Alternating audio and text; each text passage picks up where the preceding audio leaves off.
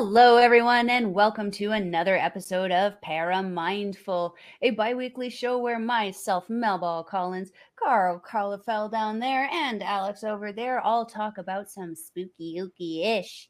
And man, do we have a fun show lined up for you today. But before we get into that, Karl, my friend, how are you doing today? Today is a good day. I'm alive. The sun shone for a little bit. I can't complain. It's beautiful. Like, nice little sentiment today. Alex, how are you doing? I'm awesome. I'm having a wonderful beard day. I was gonna say that looks like a fairly luscious and even Oh, beard there. it's a carpet. But yeah, it's a good day. Had a good day today.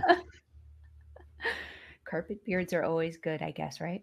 Right? Oh, yeah. Oh, yeah. Thick, they're Men dense. aspire to have a beard as glorious looking as that. His microphone almost gets lost in it. You wouldn't know it's Yeah, there. Right? it's beautiful, right? Become an extension of him. That's right.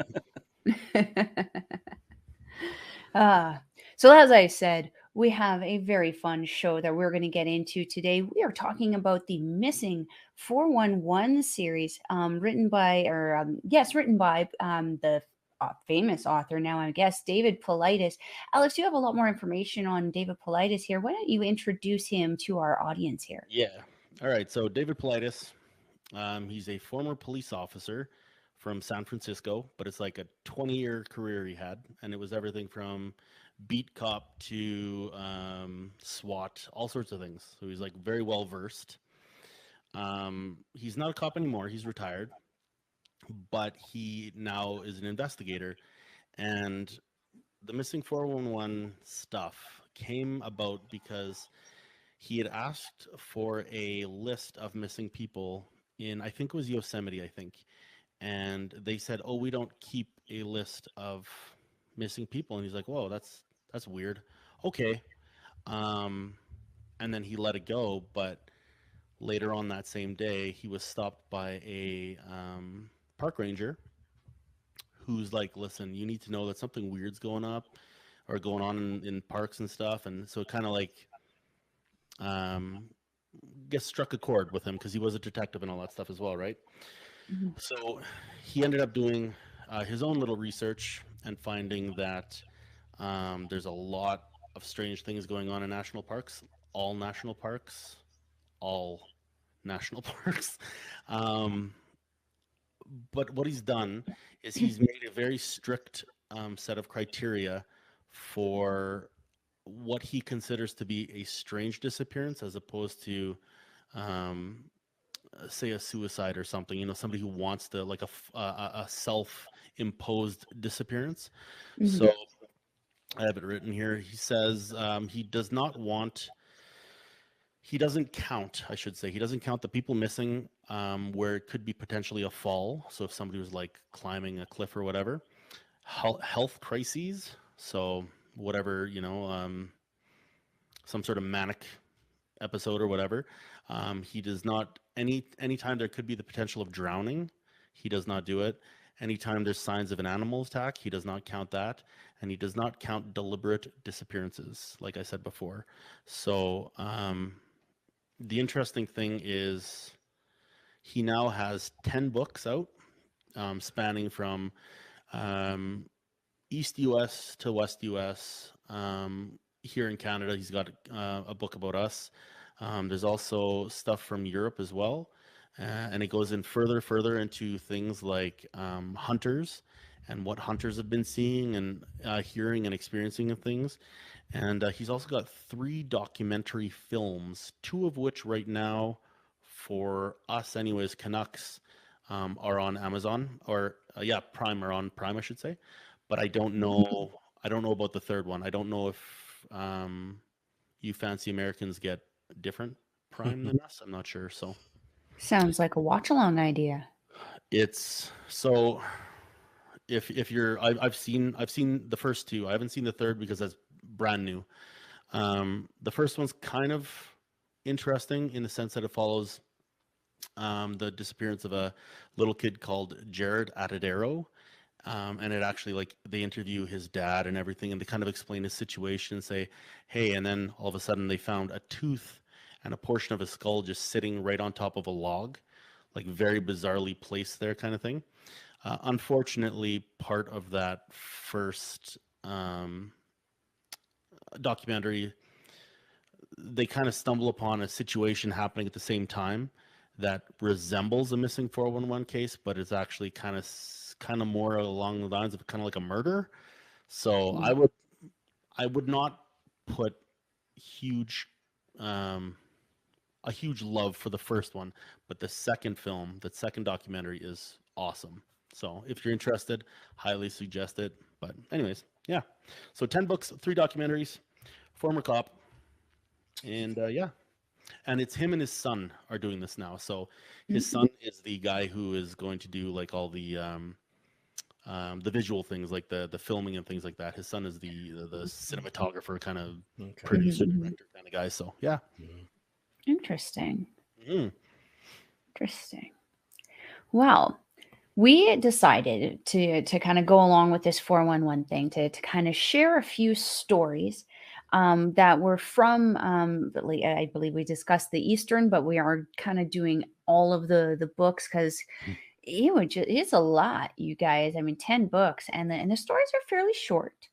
But the interesting things behind them will probably have us conversing for some time. Guys voted me to share the story first before going on air here, so I'm going to just share the story here. This one is actually from Georgia, Ellerslie, Georgia. So this missing individual, his name is Christopher Thompson. He went missing, I believe that's January 25th. Yeah, 2002. That's the year I graduated. That's a little scary. That's 20 years ago. So he was 20 years of age when he disappeared, and they did provide the height and the weight. He was 5'9", 130 pounds. So quite a bit taller than myself. I'm 5'3". So small. But like, a little bit lanky, sounds like a little bit thinner of a guy. So the story goes, Mrs. Ann Mackenzie is the mother of Chris Thompson. Ann was the babysitter for a man who owned a surveying company, and Ann's son Chris worked for him and his 4-man team. On January 25th, 2002, Ann stated that Chris left home at 8:10 a.m. and drove to the surveyor's office, where he parked his car and rode to the work site with the business owner. Chris worked the morning hours with the 3 other men without any incident. Shortly after lunch, all of the workers were walking on the shoulder of Highway 85 between County Line Road and Warm Springs Road. The employees were approximately 50 feet apart walking on the highway.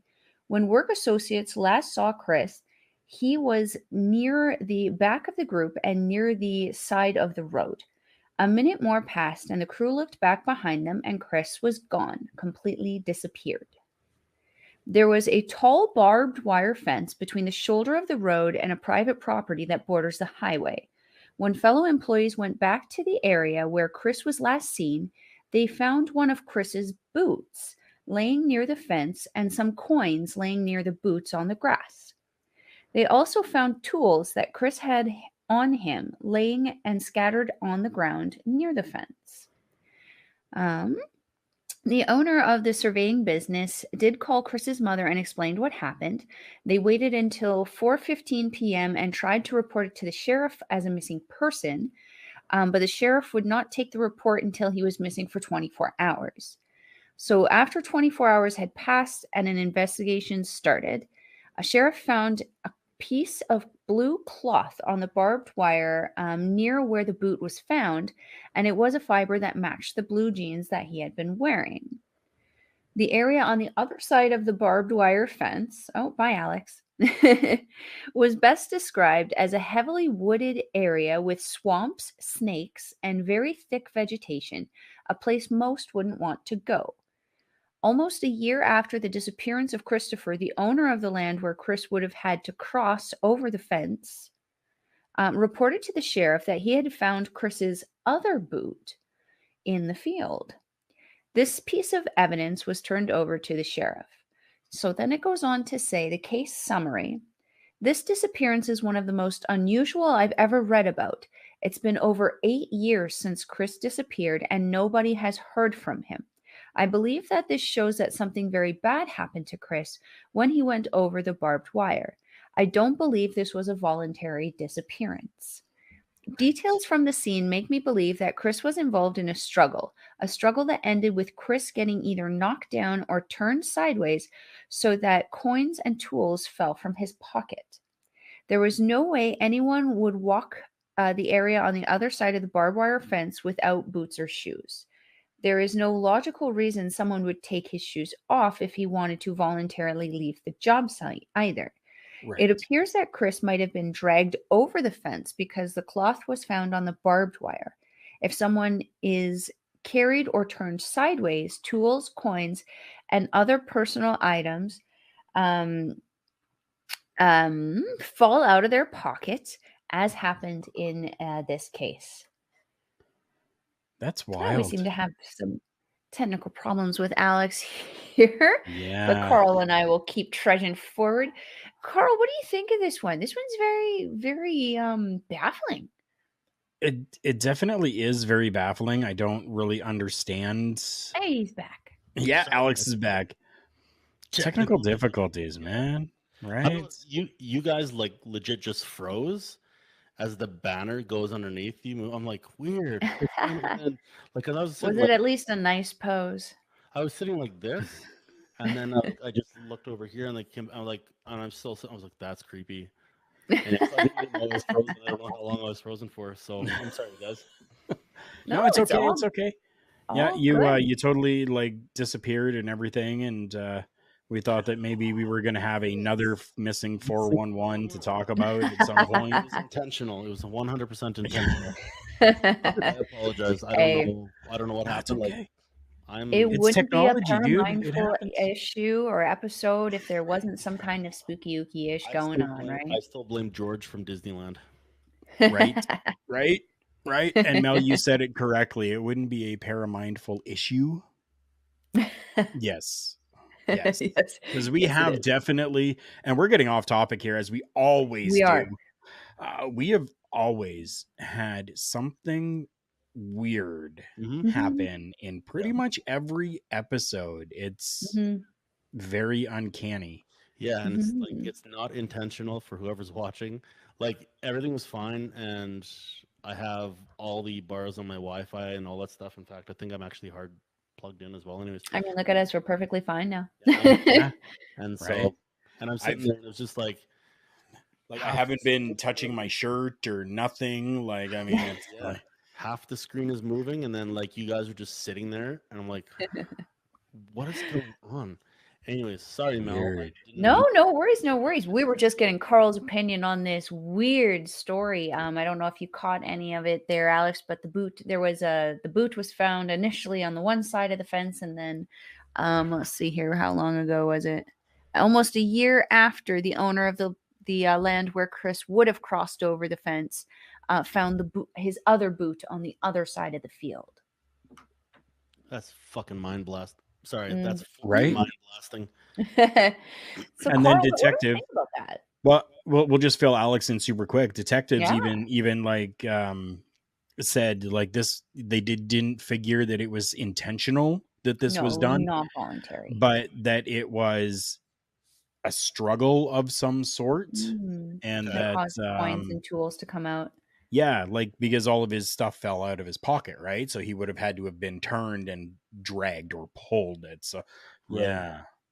Interesting. Yeah. But like that's just, it's mind-blowing because like what is it? And I know that's what we're trying to talk about and trying to figure out. I just it boggles my mind because there's so much that it could, people are going to go, you know, I know there's going to be people that are watching that are going to go, them damn aliens. It was the aliens. We're talking about a field. We're talking about a fence that's there, and classic tropes is that's where the aliens are going to land and take people from. But who knows? Like, obviously it wasn't an animal, because if there was, we would probably have seen blood that was Mhm. there, right? Yes. It's some Blood, entity, some fur, spirit. Like something. what? More than a piece of clothing on the barbed wire. Like, Exactly. You probably yeah. would have found some because it was barbed wire. So Mhm. how did this even happen then? Because if you're going to go through barbed Yeah. wire, you're going to have your skin is going to be ripped. I've been in a lot of barbed wire matches when I was professionally wrestling. My skin has been ripped up from barbed wire, Yeah. and it stays on the barbed wire. Mhm. So how was it that there was only a piece of his blue jeans on? Jeez. It makes you think. Like, let's break it down. Like, it could have been aliens, but like, how in the middle of the day there would have been a flash or something. There would have been a bit more indication. I would think that there was something like aliens in that Right. situation. Right. It's obviously not an animal or an attack because again, there would be blood. There would be something left besides his boots and his change and his tools. And yeah. Could it have been a cryptid and maybe his boots came off because he was picked up by his foot and everything came out of his pockets, all of his tools came out, and then the foot came out of the boot. And things Right. like, I don't want the boot. I want Chris. Right. And off he goes with Chris. What if the only reason that blue jeans were found on there was because the thing cleared it and that was the only thing that caught? What do you guys think of that? Maybe. See, I'm of the belief. I don't know if you guys can hear me still, right? Because I'm frozen. Yeah, which is so bizarre. You And look it like seems, Buddha.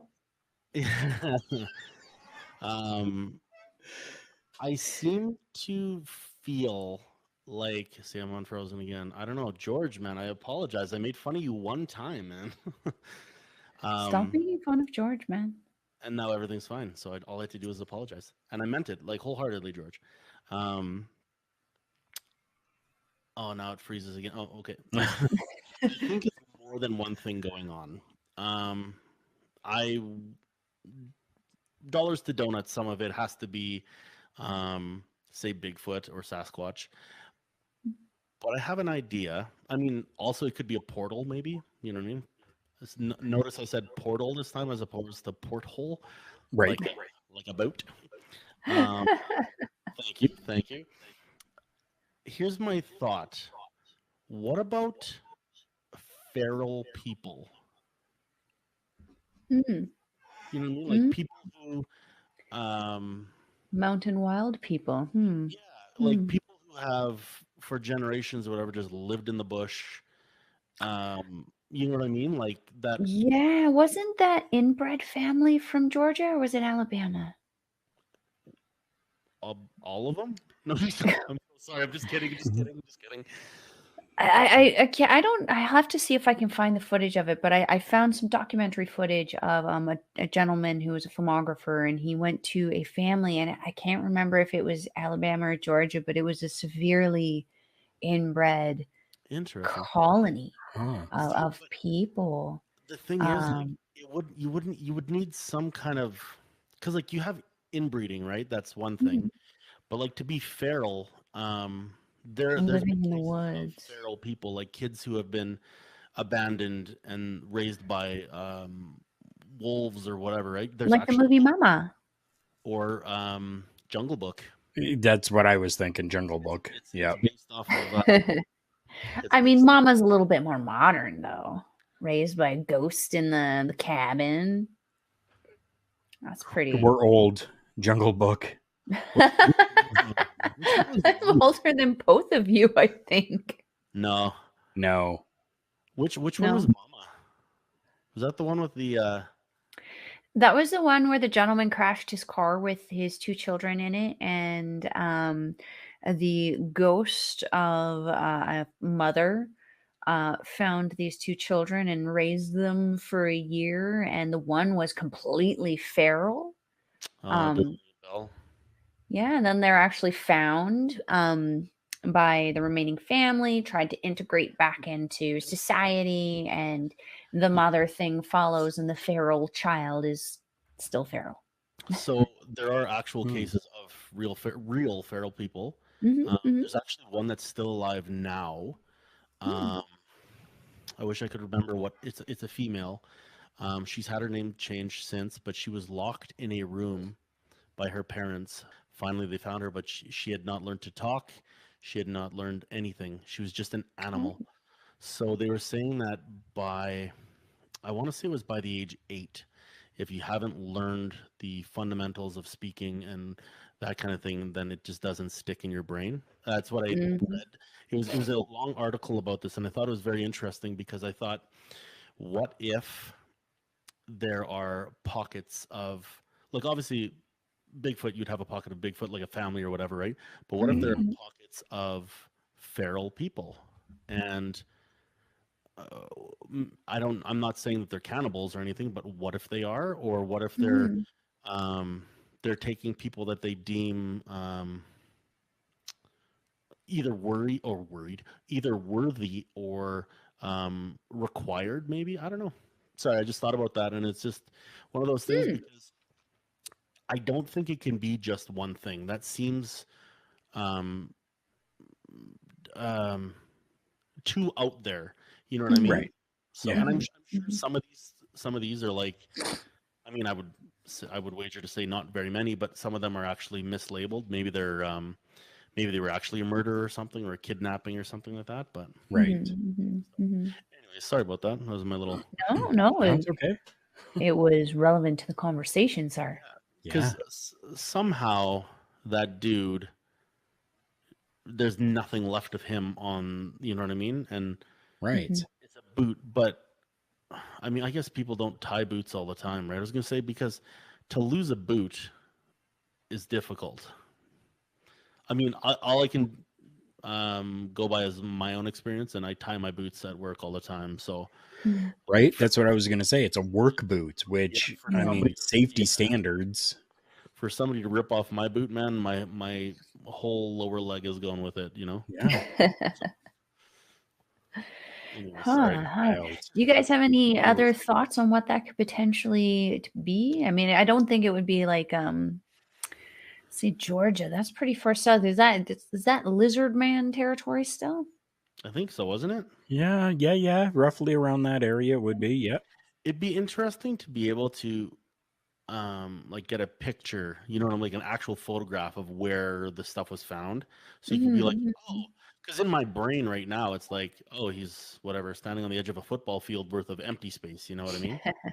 But for Right. all you know, Yeah. it could be a barbed wire fence that leads straight into like the blackest of black forests, right? Mhm. Mhm. Mhm. Sounded like it I, was a field, a farmer's field. Right, yeah. right. Yeah. But I mean, is there trees on these sides? Is he close to Mhm. trees and then the field's like over here, you know what I mean? So Yeah, I mean, it is Georgia. I don't know where it is, but that's going to be like the tail end of the Appalachians there. So there's probably not going to be too many Mhm.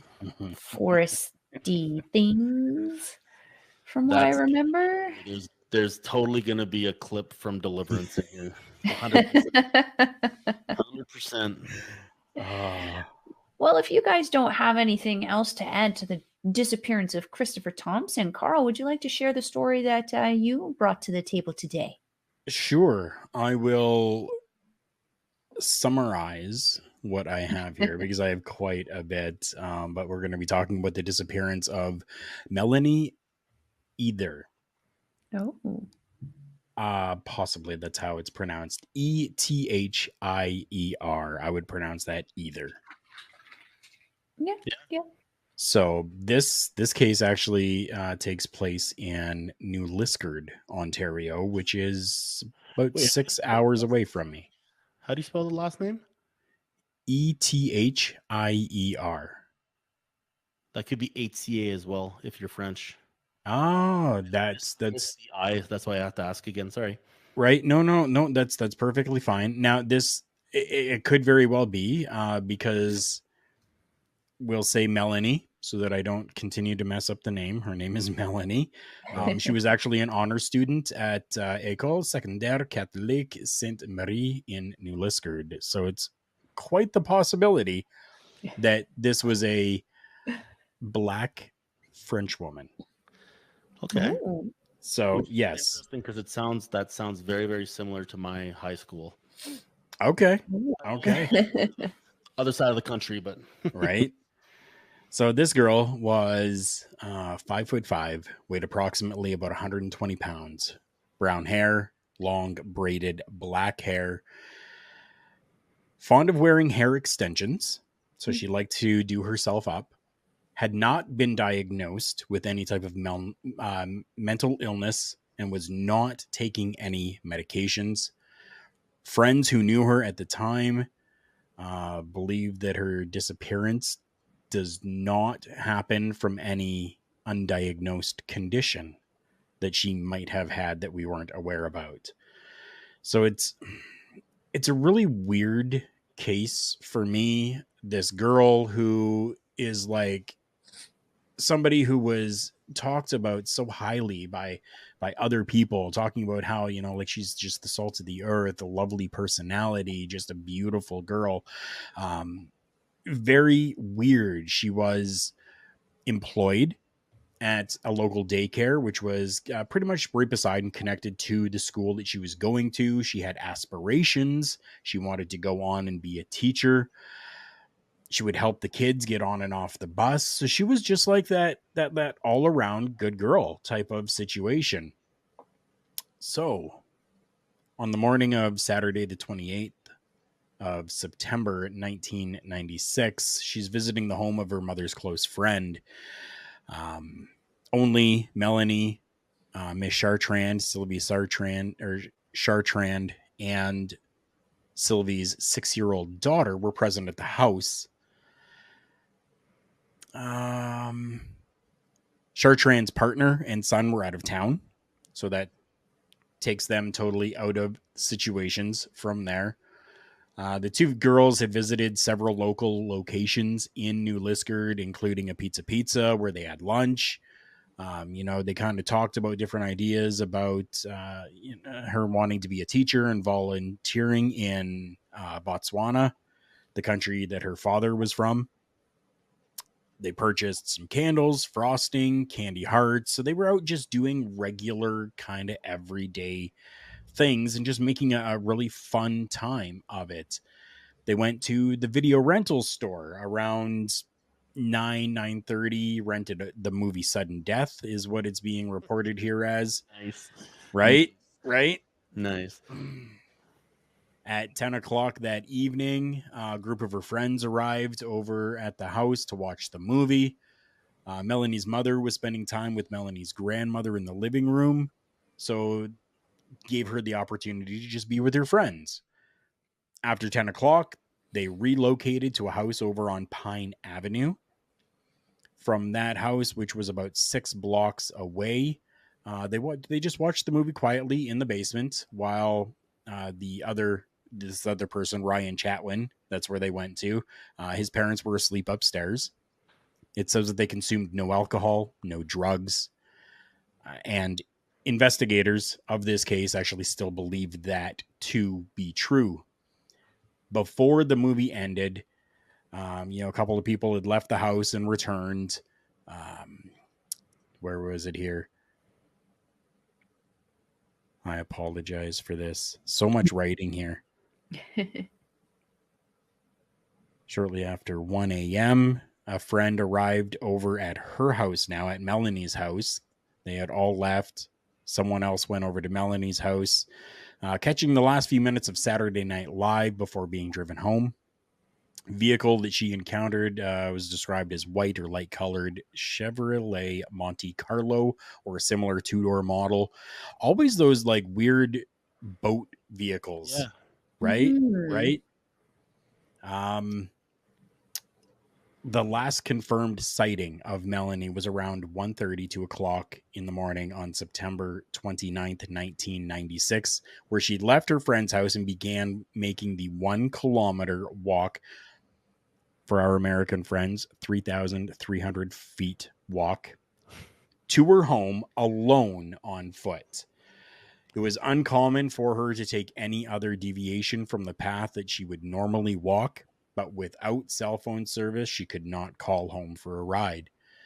One of the other boys escorted her to the door and watched her walk to the door of the house that she was leaving and watched her walk the rest of the way down Pine Avenue East.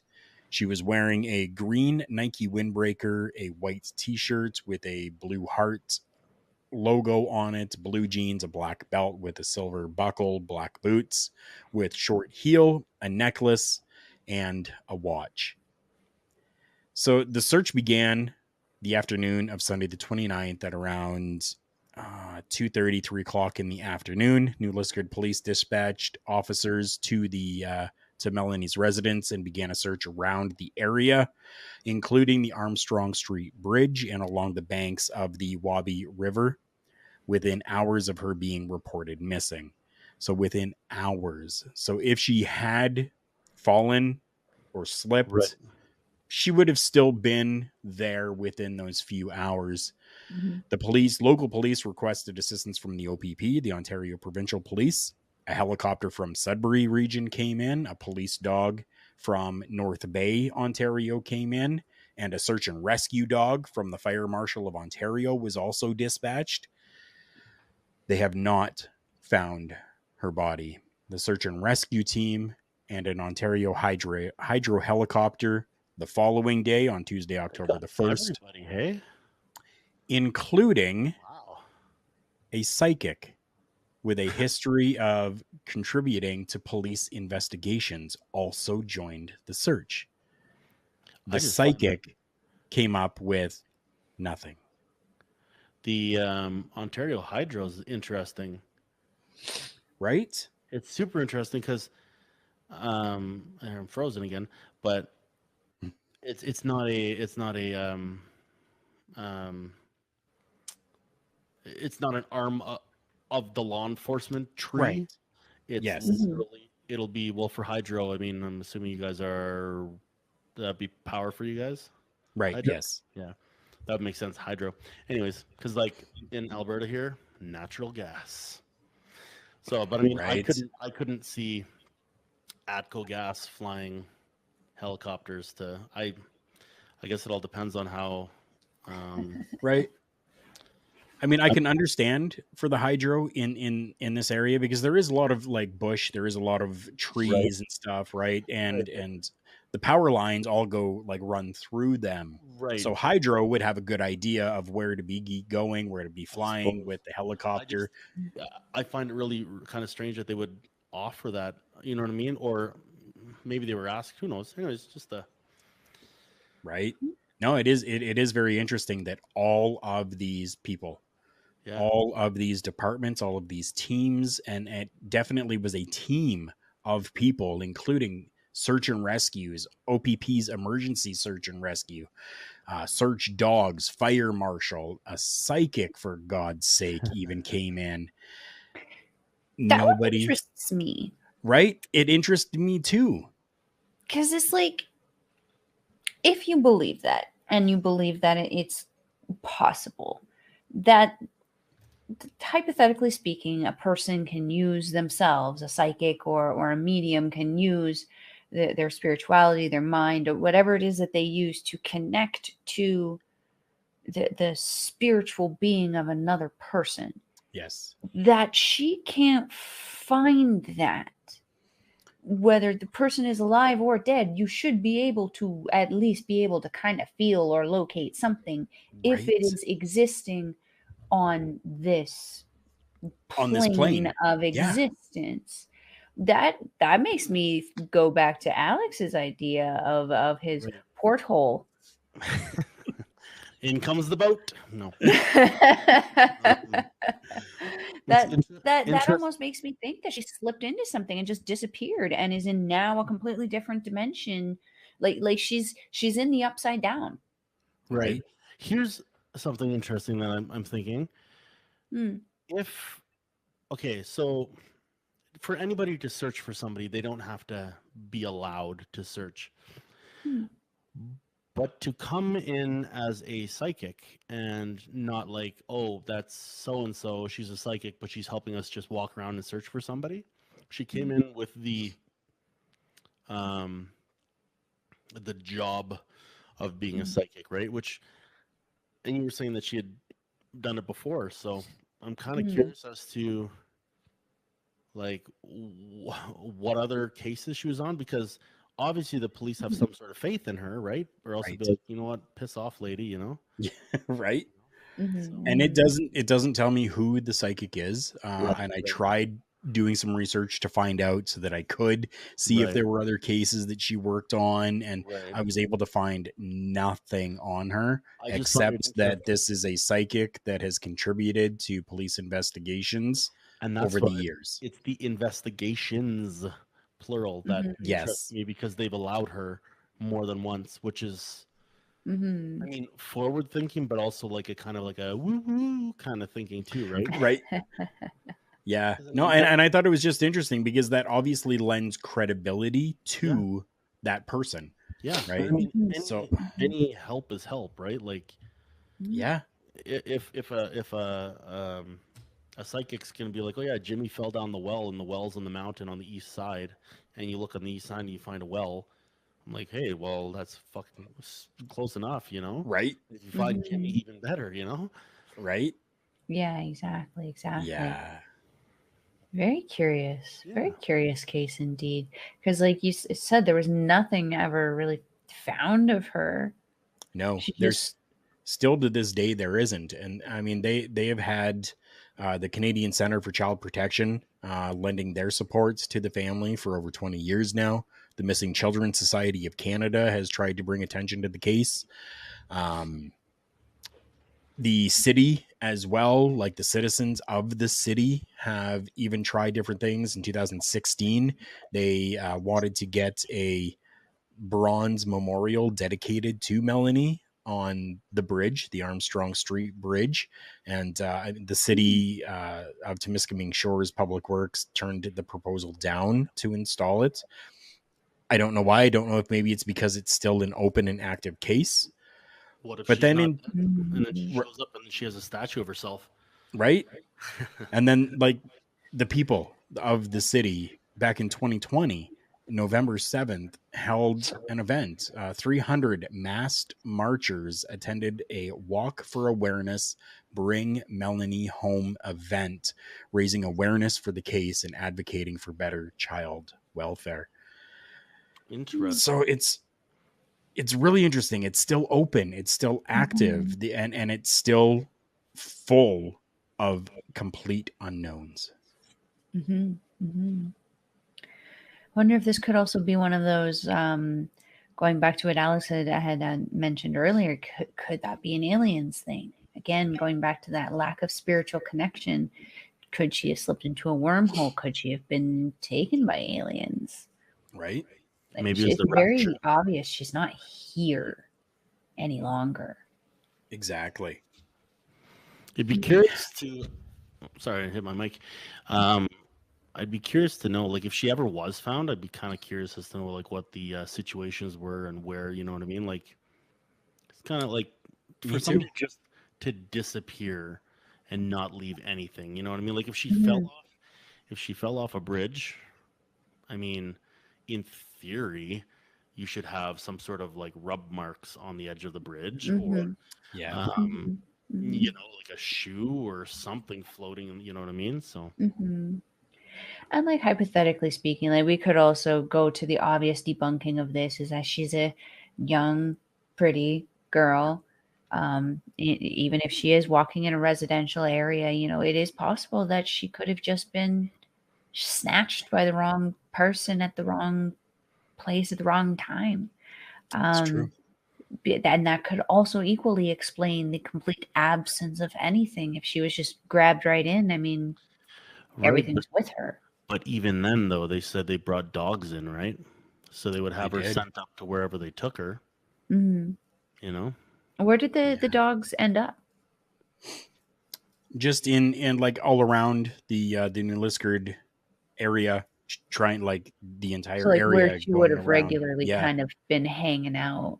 Yeah. because Yeah. Yeah. So, like, Definitely. I mean, you got to remember, New Liskard is very very small place. I have it written down here. The community was really only roughly 11,000 people, so it's a tiny yeah. city. were there any major highways near it? Not really. Hey guys, it's Alex here doing a voiceover.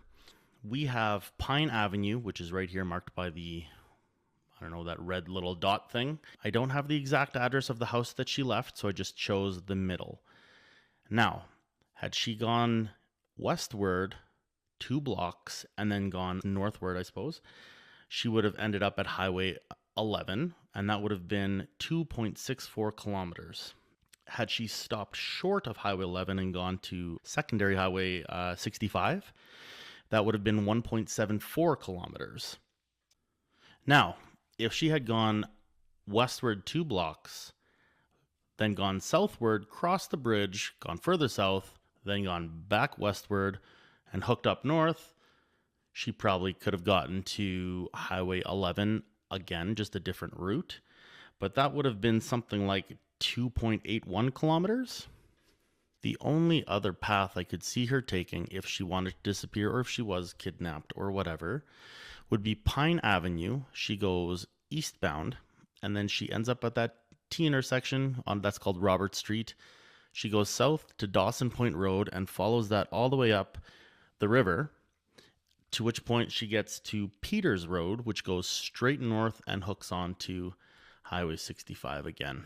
No, Oh, it would have that been is a a little bit great of a walk all-around. for it to, for you to get to that. Yeah. So Yeah, closer to the highway, obviously, it'd be easier to snatch somebody and go, right? yeah, Like yeah, on it definitely would be. our side of Mhm. the Kanakistan, Right. we got the Highway of Tears, right? Mhm. You know, Mhm. so It's not named like that because it's a happy place. That's for dang sure.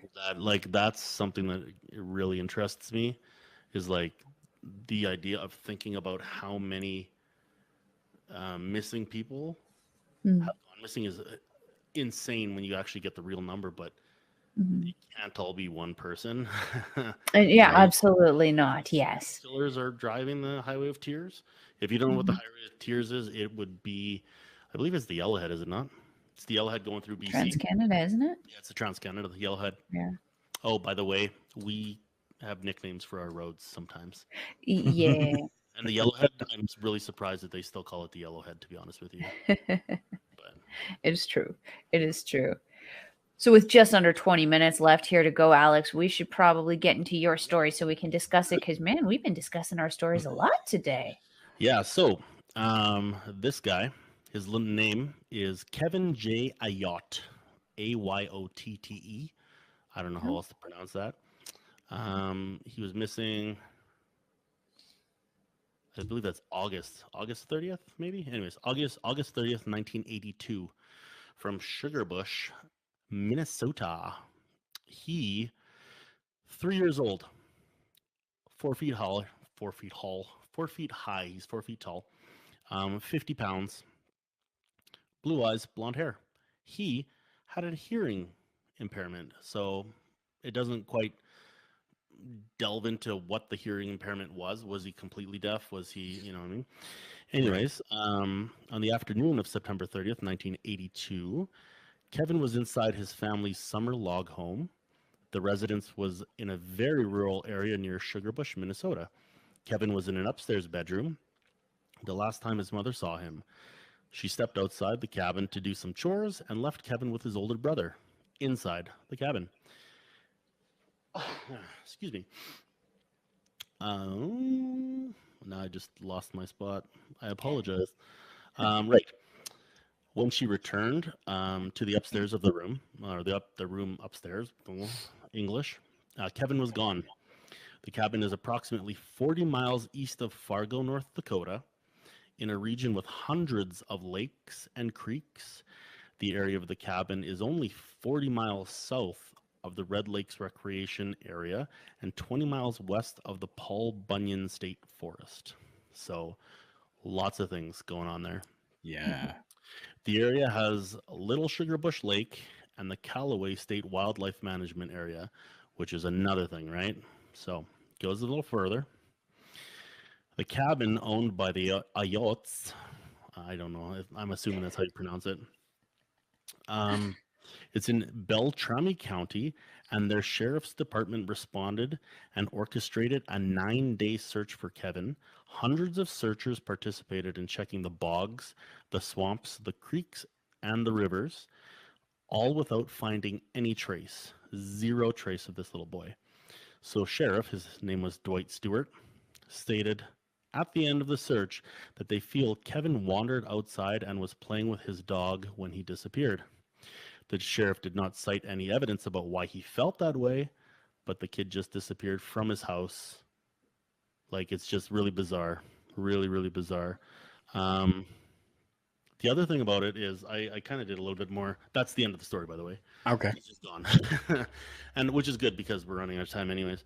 But I did a little bit more research on the area, and there have been a lot of people who have gone missing in that area. It's really, really weird. Um, just for you fine folks who are watching this, I actually own all the books of the Missing 411, and I got my hands on a map. It's a map of North America, and it's got marks, and they're all in like clusters. And it's really, really bizarre because these clusters, if you were to lay it onto, they call it the cavern system of North America. So predominantly it's measured in the United States anyways, but these caverns where they're the largest portion of the caverns.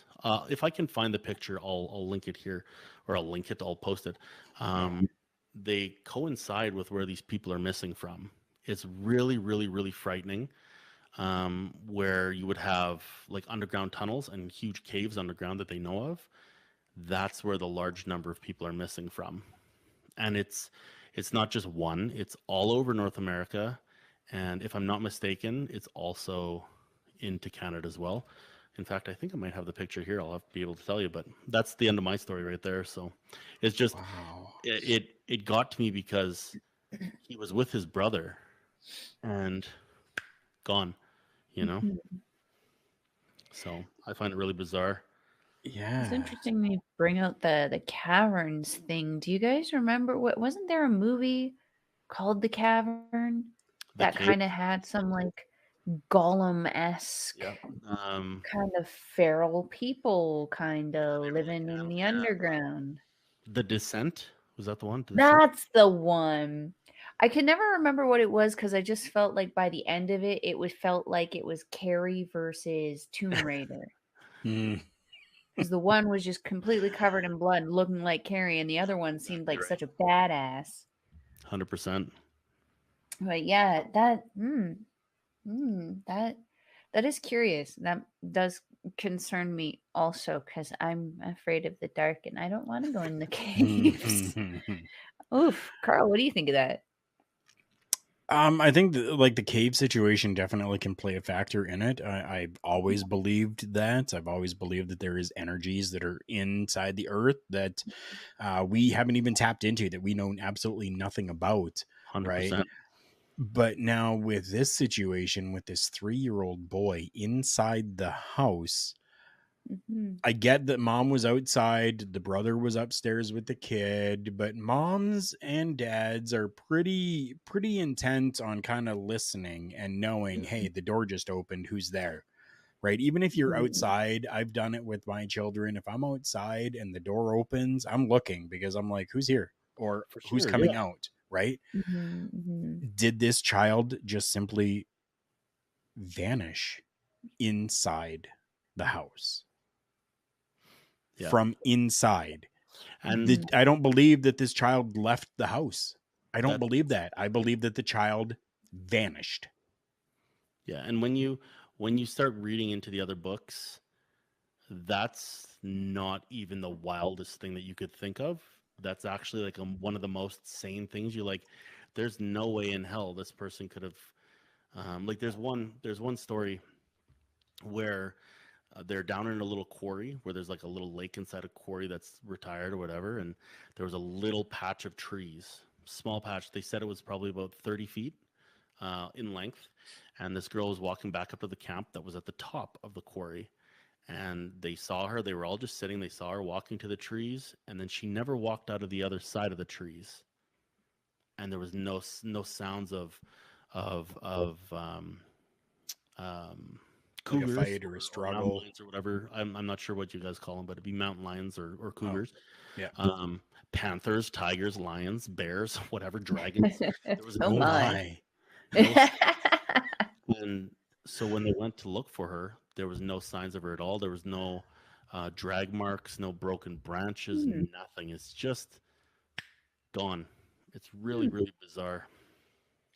It is so weird how some of these stories kind of are like that, because I actually realized I was listening to some 411 missing stories being read on YouTube Yeah. and realized I've actually walked a trail where someone disappeared, just As have I. vanished in Joshua Tree National Park in California. And it's just what, even being there, I'm thinking back on it now. It's pretty obvious where the trails are.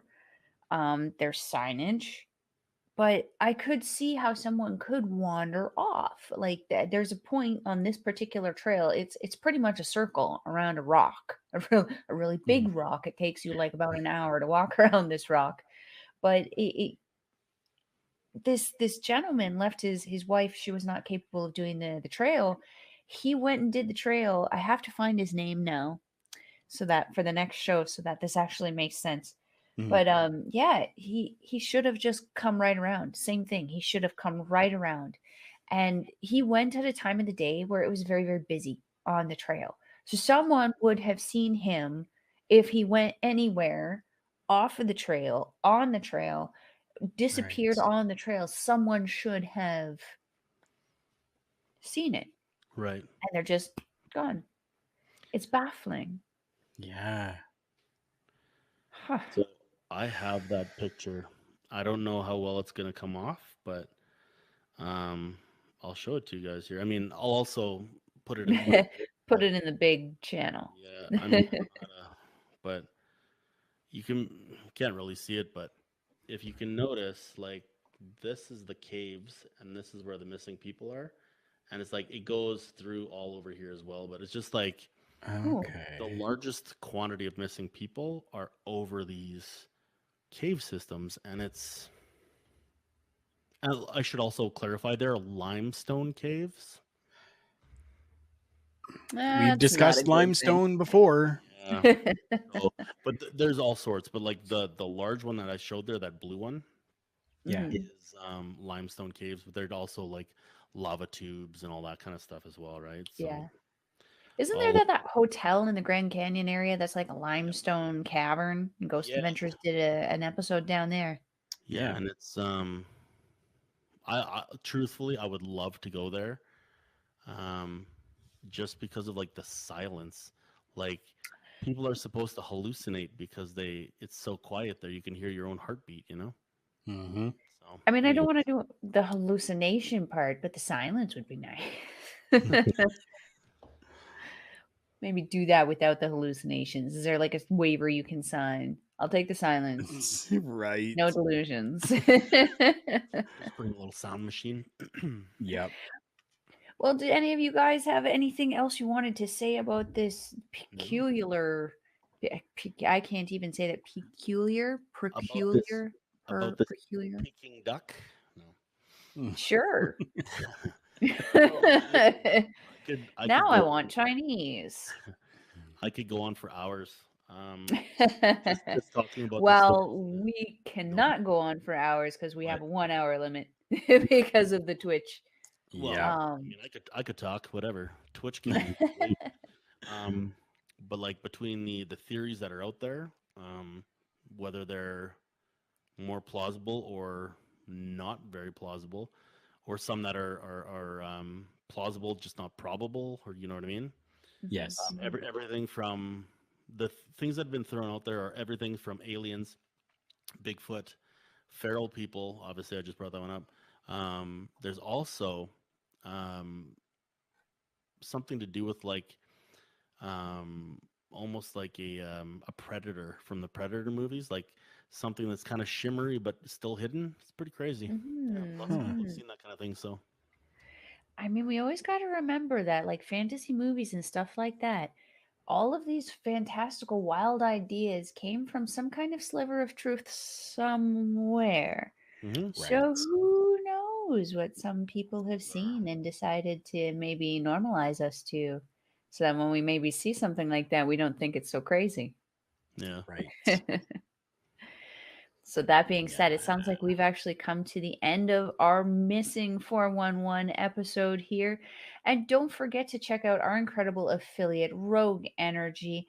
If you go to their website, I believe it's rogueenergy.com, use our promo code OLEPODS. You can get 10% off of your order. My personal favorite is the Mina Shaker Kawa, as my amazing co-host Andre likes to call it. Pointing to the code now. You guys have to start modeling it for me. Come on. Karl, you're at the bottom there. You're our hand model. Oh, I got to go this way with it. Wait There for you go. it. Pull it Wait in. for Pull it it. in. Magic. So with your purchase of a shaker cup at Rogue Energy, you do get to pick 6 different samples of the energy, the what is the other one? The protein, as well as the hydrate formulas of what they have available. Definitely give a try to the sour candy. That one is by far my favorite. I'm expecting an order of the grape popsicle coming in soon. Cannot wait for that. And Karl, my friend, if we're looking to find you on social media, where can we find you?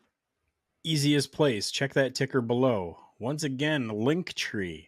linktr.ee/Karl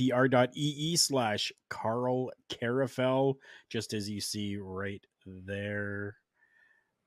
There. And down right there. That's where you can find me. Oh, he was just going above the werewolf there. And Alex, my friend, if you are still on sort of on social media, are you on social media yet? No.